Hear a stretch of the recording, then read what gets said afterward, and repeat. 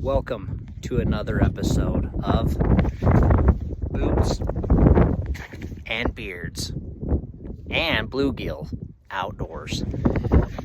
We're out here fishing today and it's pretty sloppy. What I got right here is just this little demon. Put a little loop knot in the top, a little bit higher up than what I want. But we're just gonna drop that thing down in here and see what happens. The thing I like about using these little spikes right there, if you can see it,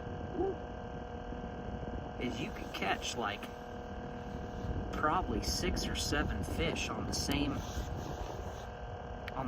bait. They stay on so well.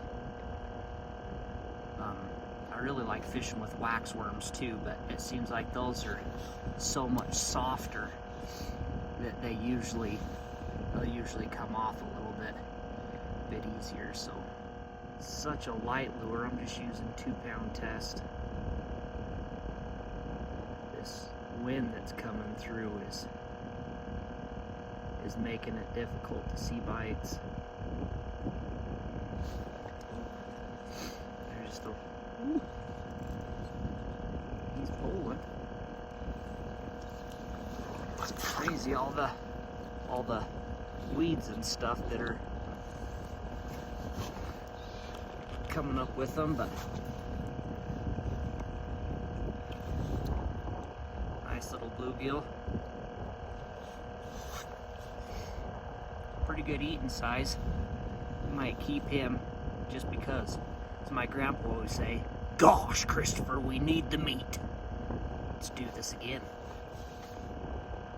So what I'll usually do is, I don't know if you can see that little indicator on the end of my, oh, that one knocked slack in it. I think we got some more moss. Yep. Hey. Nice little bluegill though.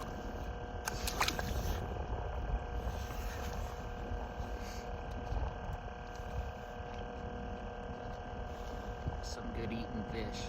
Kids will be happy.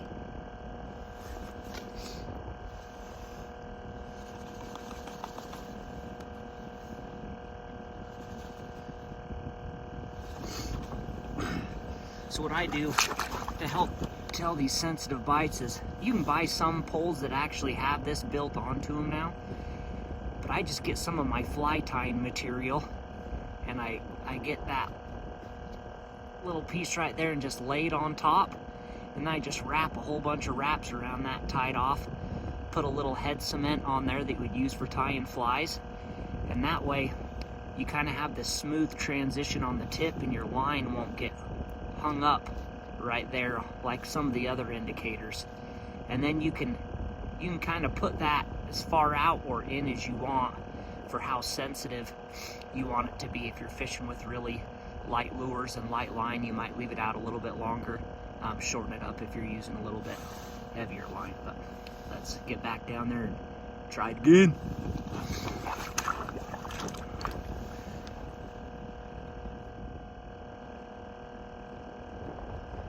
Ain't no sunshine out here today.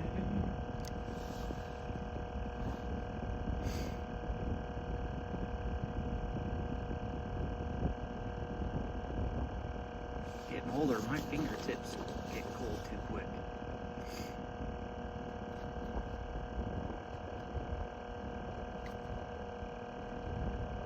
Gonna have to dedicate this episode to my grandpa. Passed away years ago. He's so funny. He'd get out there and you gotta hold your head just right, and then every once in a while you just gotta tantalize him. And he'd sit there and just shake the piss out of that thing, going, "Tantalize him." Oh, what a good man. So sometimes the worst part about doing this is just trying to keep your hands warm. I just can't keep my hands warm. So I usually just use one of these little bait pucks. It kind of keeps your bait from freezing. Keeps the bait really fresh for a long time too. So this, I don't know if you see it, that's a little wax worm. They're super soft, but They like them. Let's try throwing one of those on. And I'm sure people do this all sorts of different ways, but a lot of times what I like to do, just, I don't know if you can see this, my hands are too cold, they're shaking. Right there, I'll just get the end of that. And just kind of slide it right through the end. Poke a little bit of that hook out. Just like that. See what happens. Coming in hot. You gotta let them know that you're coming in. I'll back down into another hole. I put on old Mr. Fire Tiger.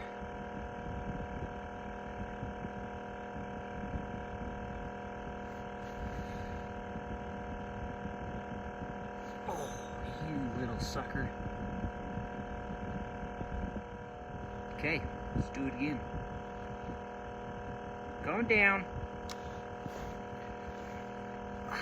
Let them know again. Just doing some tiny little jigs, just micro jig.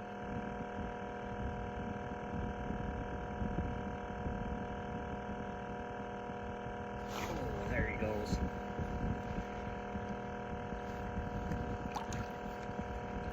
That's a little smaller.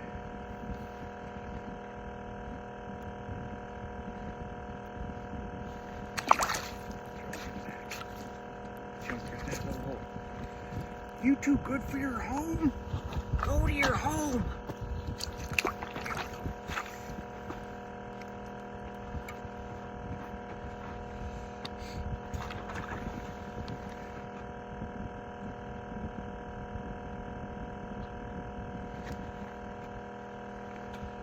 See that guy? He's got a jewel on the front. He's blinging. My grandpa, he was so funny. You'd sit there and it'd be 3 or 4 seconds in between catching a fish. Gosh, they quit us. He'd look down, there'd be a pile of fish next to his feet. Gosh, there's no fish in here.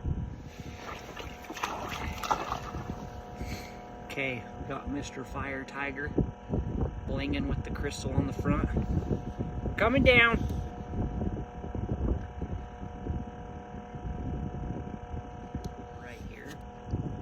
Run and grab my other one. Any bets on if I get bites when I leave?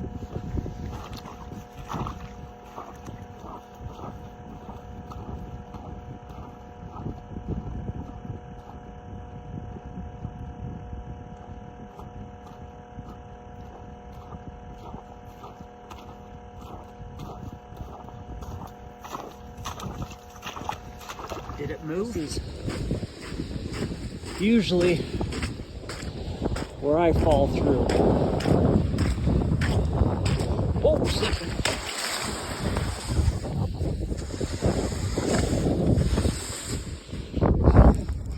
We made it. Well, friends, had to turn the camera off because I was starting to lose battery. Oh, but things went pretty good. We got a few extra fish. Got some bluegill and some crappie. It's starting to come down pretty good out here, so we're gonna head out. Hopefully the road isn't all snowed in on the way out. And thanks for joining me. Hope you learned something. If you like this video and the content in it, comment, like, subscribe. We'll catch you at the next one.